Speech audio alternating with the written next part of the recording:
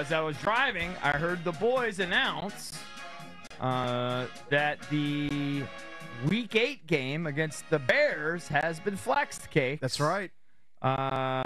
With Caleb and Jayden Daniels being must-see television, especially 1 versus 2. They're flexing the game.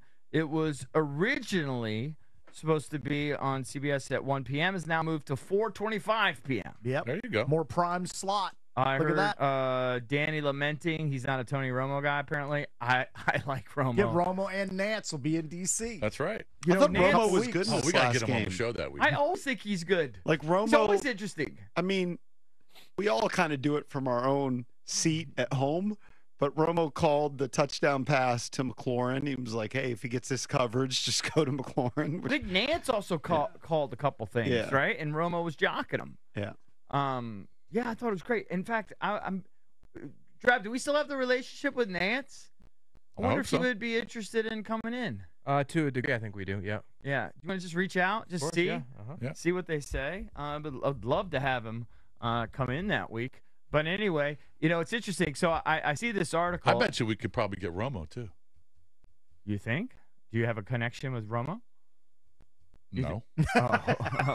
You got nothing. Jim But is I'm saying- nice but I'm and saying, he I mean- knows us. No, I Tony understand doesn't that, know us. but maybe we can get him on different days because it's primetime game or primetime, but it's been a flex game and it's going to be a big one because of the backs. I don't know. Maybe CBS hook us. So it's interesting. So I'm clicking on the article, reading about the game being flexed, and then go below it, and then there's another article. I almost wonder if they're taking this from me because it's a link to Commander's Wire, okay? And I love all these Commander sites.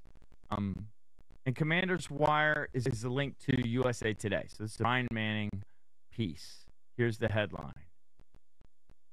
Cakes, get the back padding machine ready.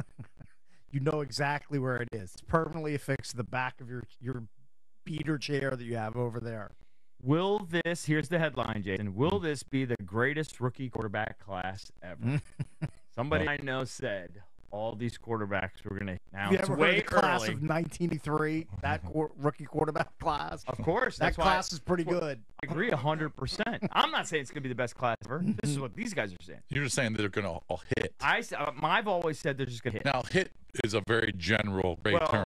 You guys said bust. So they're not. You said half are going to bust because that's on average what they do. I'm saying I don't care about averages. This is a particularly good class, I think. We'll see. I think so far it's been proven out. They talk about it.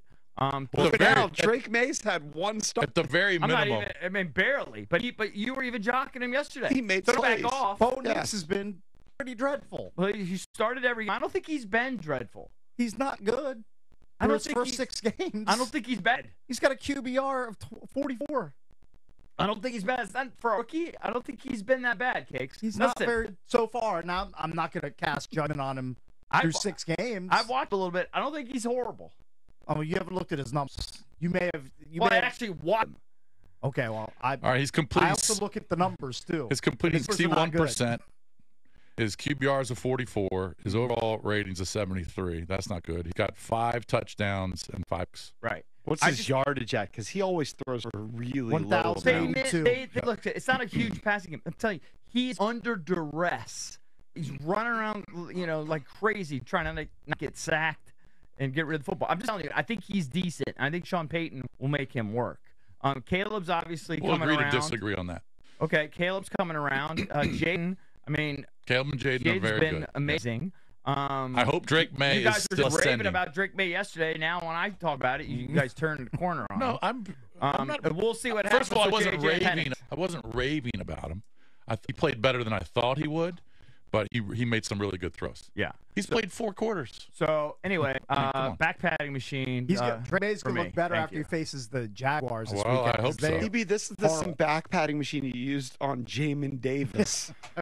Hey, sometimes it malfunctions. It can't always be right.